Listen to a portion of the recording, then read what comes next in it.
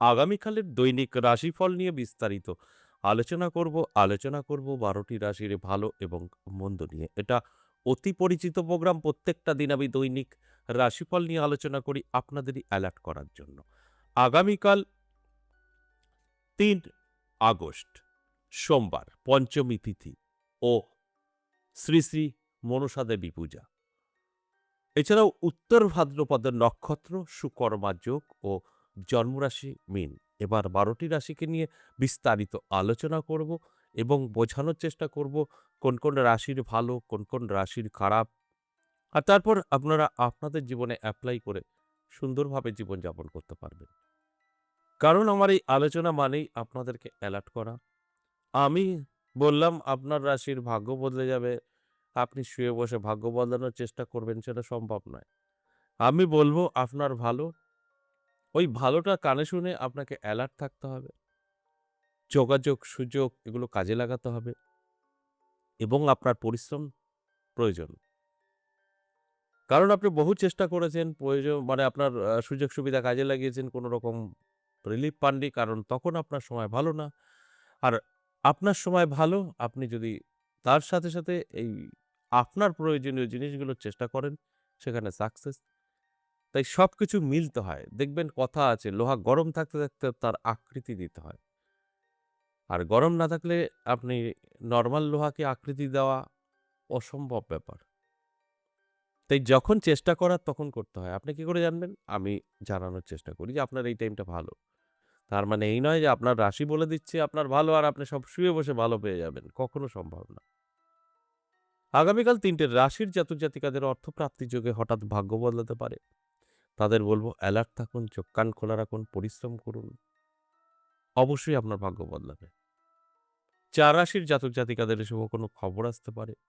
এই শুভ খবর পেলে অবশ্যই নিজের জীবনে এপ্লাই করুন। চেষ্টা করুন শুয়ে বসে ঘরে থাকবেন না কখনোই। তাহলে সেটার থেকে সাকসেস পাবেন এবং ৫ রাশিকে সাবধান থাকতে বলব অর্থাৎ খারাপ সময়। এই ৫ রাশিকে অবশ্যই অ্যালার্ট থাকার কথা বলব। একদম সতর্ক থাকবেন। ঝুট ঝামেলা থেকে দূরে থাকবেন। নিজেকে একটু গুটিয়ে রাখবেন। চোখ কান খোলা রাখবেন। দেখবেন আপনার সঙ্গে খারাপ কিছু ঘটবেই না। কারণ আপনি জানেন আপনার খারাপ। আপনি যদি জানতে পারেন আপনার খারাপ আপনার তো সেটাকে কন্ট্রোল করা সম্ভব। তাই আমি প্রত্যেকটা আলোচনায় আপনাদেরকে এই একটা কথা কমন বলি যে, আমার এই আলোচনা মানেই অ্যালার্ট করা। আপনারা যদি এই আলোচনা শুনে বুঝে নিজের জীবনে এপ্লাই করতে পারেন, সফলতা আপনার 100%। অবশ্যই আলোচনা করব। সঙ্গে থাকলে জানতে পারবেন। আরও জানতে পারবেন বেশ কিছু জাতক জাতিকাদের কাজে আসে লাকি নাম্বার, শুভ সময়, অশুভ সময় এগুলো কিন্তু আমি ভিডিওর শেষে বলব। তাই সঙ্গে থাকার অবশ্যই অনুরোধ রইল। তার আগে আমার সাথে কিভাবে যোগাযোগ করবেন সেই বিষয়টা একটু বলি। নমস্কার, জয় মা কামাখ্যা, জয় মা তারা। যারা ভীষণভাবে সমস্যা বা বিপদে আছেন, আমি বলব একবার হলেও আমার সাথে সাক্ষাৎ করতে পারেন। আমার সাথে সাক্ষাৎ করলে আপনি খরচা না করতে পারলেও প্রতিকার করতে পারবেন। কারণ আমি দুটো রাস্তা দেখাই প্রতিকারের। একটা খরচ, একটা খরচ ছাড়া। যে কারণে বলি একবার হলেও আমার সাথে সাক্ষাৎ করতে পারেন। আমাকে কোথায় পাবেন? আমাকে পাবেন আমার নিজের মন্দির ১০ মহাবিদ্যা কালীবাড়ি, নদিয়া বীরনগর। এখানে সপ্তাহে ৩ দিন আমি থাকছি। সোমবার, মঙ্গলবার, বুধবার। আর আমাকে পাবেন তারাপীঠ। ইংরাজি মাসের শুরু এবং শেষ। এই আগস্ট মাসের ২৯ তারিখ থাকছি তারাপীঠ। অর্থাৎ এই আগস্টের শেষ শনিবার তারাপীঠ থাকছি। শুরুটা হয়ে গেছে। এছাড়াও দমদম আমাকে পাবেন। আমাকে পাবেন শিলিগুড়িতে। যদি আপনার মনে হয় আমি দমদম, কলকাতা আমি দেখা করব, তাহলে অবশ্যই আমাদের স্ক্রিনে দেওয়া 62 নাম্বারটা সেভ করুন, ফোন করুন। জেনে নিন কবে আমি আছি। দমদম বলে দেবে। শিলিগুড়ি কবে আছি জেনে নিন বলে দেবে। নামটা লিখে দিন। আগে ভালো করে বুঝতে হবে। আপনি চেম্বার শুনলেন চলে গেলেন না। আগে ফোন করুন বা WhatsApp এ যান, লিখুন। তারপর আমাদের এখান থেকে কি আপনাকে বলে সেটা শুনুন। তারপর নামটা লিখান। তারপরে আপনি চেম্বারে আসতে পারেন। আপনি বলবেন, "আমি বহুদূর থেকে দেখি, আমার তো চেম্বার যে কটা বললেন যাওয়া সম্ভব হবে না।" তাদের ক্ষেত্রেও কিন্তু অনলাইন চালু আছে। তবে আমি আপনাদের বলব, আপনি যতটা পারবেন চেষ্টা করবেন সরাসরি আসার। যদি না হয় তাহলে অনলাইন বাড়িতে বসেও আমার সাথে সাক্ষাৎ করতে পারবেন।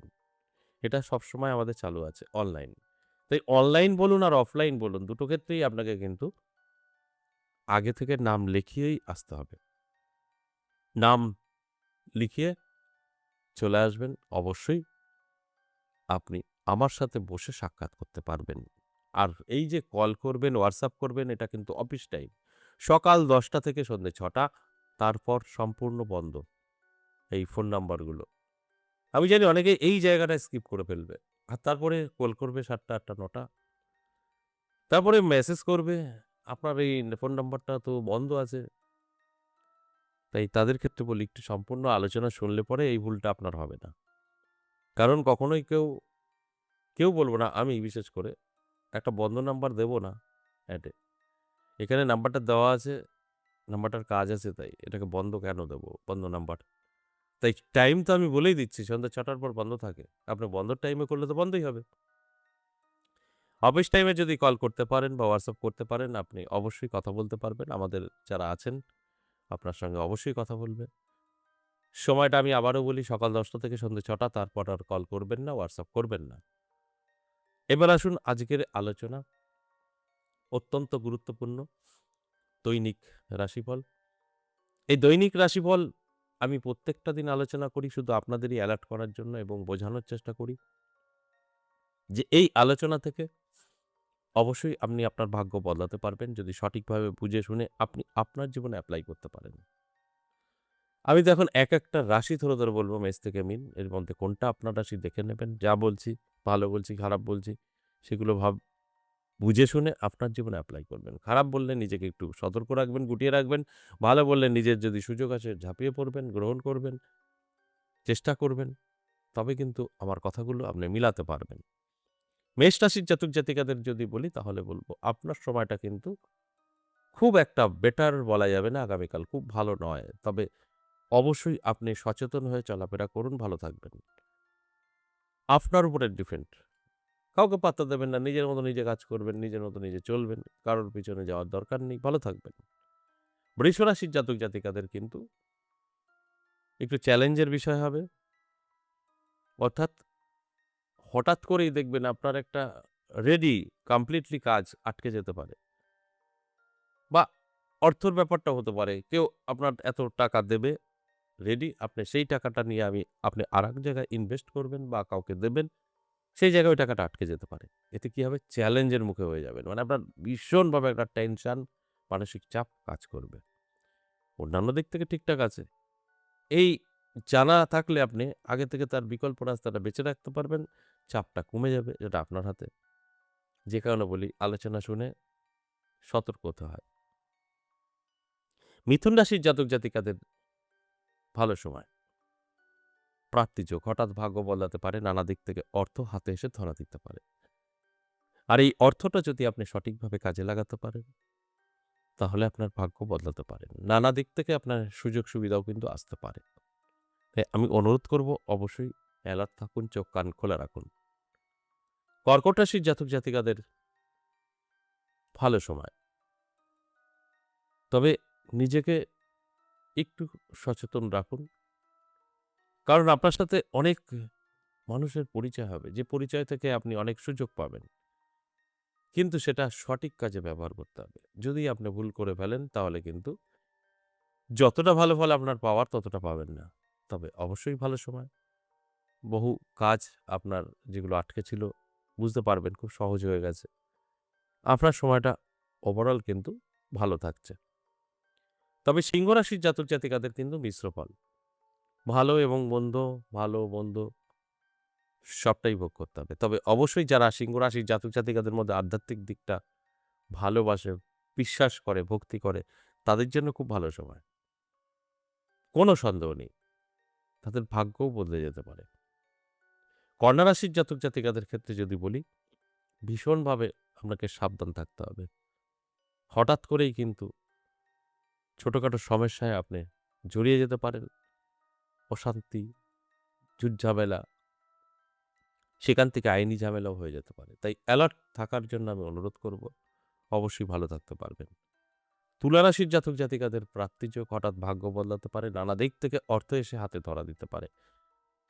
এর জন্য বলব অ্যালার্ট থাকুন, চোখ কান খোলা রাখুন। কারণ সময় আপনার জন্য কিন্তু অত্যন্ত শুভ। সবসময় আমি বলি শুভ সময়ে শুভ কাজে ব্যস্ত থাকুন।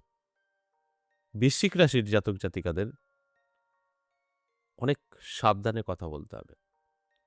কারণ আপনার মুখ আপনাকে সমস্ত দিক থেকে পিছিয়ে দিতে পারে। আপনার কর্মও চলে যেতে পারে এই মুখের কারণে। এই কারণে বলব একটু অ্যালার্ট থাকুন, সাবধান থাকুন। মুখ মানে আপনি বাজে কথা বলছেন কাউকে তা নয়। উচিত কথা বলছেন। আপনার মুখের দোষ। তাই এইটা আগামীকাল না করাটাই আপনার জন্য ভালো। তাহলে কিন্তু অবশ্যই আপনি ভালো থাকবেন। ধনুরাশির জাতক জাতিকাদের আমি সাবধান থাকতে বলব। আপনার শত্রু বৃদ্ধি পাবে, মান-যশ খ্যাতি নষ্ট হবে, সাংসারিক প্রবলেম দেখা দেবে। তাই অ্যালার্ট থাকলে এগুলোকে অবশ্যই আপনি কন্ট্রোল করতে পারবেন। মকর রাশির জাতক জাতিকাদের হঠাৎ করেই ভাগ্য বদলে যেতে পারে, প্রাপ্তিযোগ। আপনি অ্যালার্ট থাকুন, চোখ কান খোলা রাখুন। দেখবেন আপনি বুঝতে পারবেন আপনার কি করণীয়।